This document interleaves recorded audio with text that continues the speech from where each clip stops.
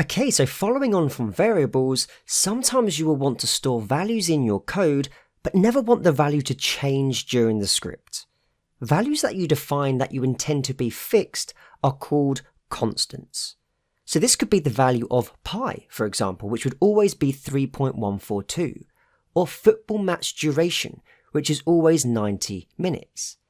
Now, when naming constants, it is best practice to label them with capital letters or uppercase.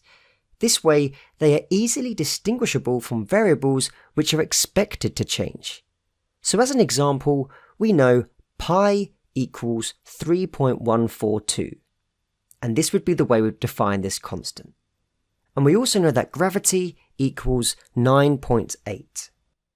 Now, seeing as constants are fixed values, there are many libraries that have already stored the values on your behalf, so you don't need to remember them yourself. Thank you to the Python community. For constants that you are creating yourself, then you'll obviously need to create these. But pi, for example, is a mathematical concept representing the ratio of a circle's circumference to its diameter. So we don't need to store this value in our code. We can call upon libraries which contain this information already. We will cover the concept of utilizing libraries and their functionality later in the course.